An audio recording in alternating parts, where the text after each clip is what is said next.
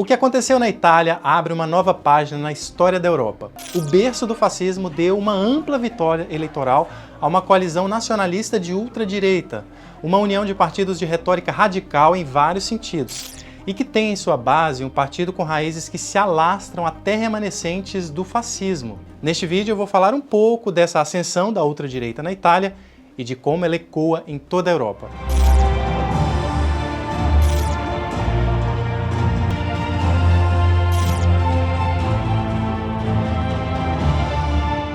Então, o que foi exatamente esse terremoto político? Os italianos foram às urnas em eleições parlamentares. Eles decidiram quem serão os novos deputados e senadores. E são estes legisladores que vão definir quem governará o país. Ao que tudo indica, a primeira-ministra será Giorgia Meloni, uma deputada de 45 anos. Ela lidera um partido chamado Irmãos da Itália, que é descrito como ultradireitista e às vezes até como neofascista. A Giorgia Meloni lidera uma ampla coalizão de direita que incluía a extremista Liga, de Matteo Salvini, e a conservadora Força Itália, de Silvio Berlusconi. Juntos, esses três partidos conseguiram a ampla maioria das cadeiras do Senado e da Câmara. Ou seja, se não houver um novo fato político, eles devem apontar Giorgia Meloni como a chefe de governo da terceira maior economia da zona do euro. Mas por que a Giorgia Meloni é constantemente associada ao fascismo, uma ideologia de caráter totalitário, antidemocrática e ultranacionalista? Bom, ela começou na política aos 15 anos como integrante da organização juvenil de um partido criado por egressos do fascismo, o Movimento Social Italiano, MSI. Além disso, ela nunca se afastou claramente do fascismo e costuma adotar um discurso de relativização do regime de Benito Mussolini. Já o símbolo do partido dela, uma chama estilizada nas cores da Itália, é bem menos ambíguo. É uma referência à chama eterna da cripta de Mussolini. Agora vamos dar uma olhada em como ela enxerga a política. Na campanha eleitoral, ela procurou moderar a retórica radical, o que foi taxado de oportunismo por adversários políticos. Ela adotou o slogan Deus, Pátria e Família e defendeu mais benefícios sociais para as famílias e menos impostos. O partido dela rejeita o aborto e o casamento entre pessoas do mesmo sexo. Va bene, tu vuoi tante cose, ognuno vuole delle cose.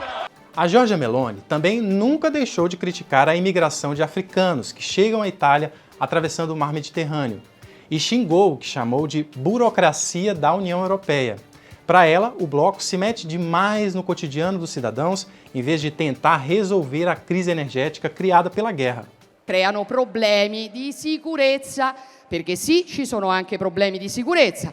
Poi a loro non glielo puoi dire, perché ovviamente loro sono solidali con le violenze nei confronti delle donne, purché a operare quella violenza non sia un clandestino, perché nella loro morra cinese clandestino batte donna violentata.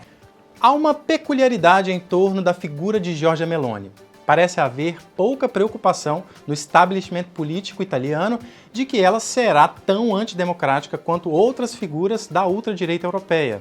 Na verdade, durante os mais de 15 anos em que ela foi deputada, ela se manifestou com frequência a favor de eleições livres, sobretudo em momentos de graves crises políticas. Alguns analistas avaliam que, críticas à parte, ela vai se manter na linha pró-europeia. Ela saberia da importância das centenas de bilhões de euros que a Itália recebe da União Europeia no plano de recuperação pós-pandemia.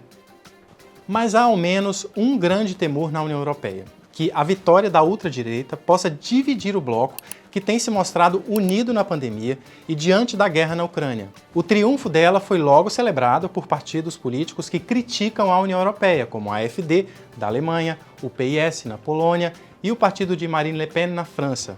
O premier húngaro Viktor Orbán divulgou ser importante ter amigos com uma visão comum sobre a UE.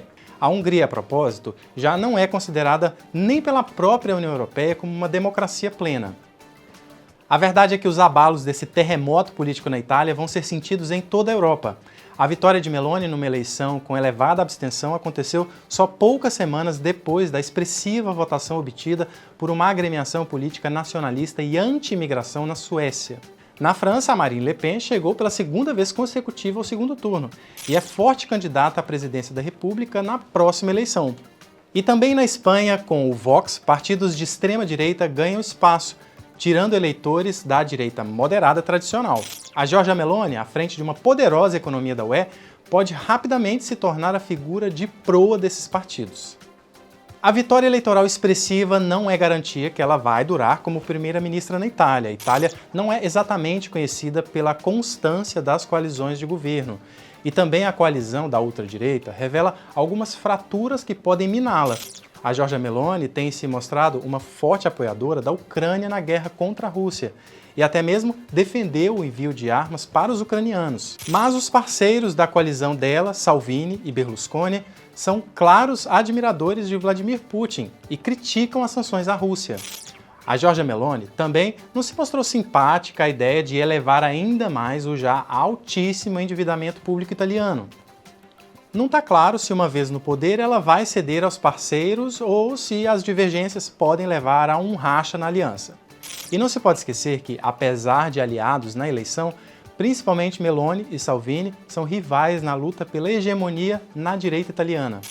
O Salvini está à frente de um partido em decadência e já deu sinais de que não lhe agrada a ideia de que a Giorgia Meloni, e não ele, encabece o governo. A DW é a rede internacional de notícias da Alemanha. Para mais vídeos como este, se inscreva no nosso canal no YouTube.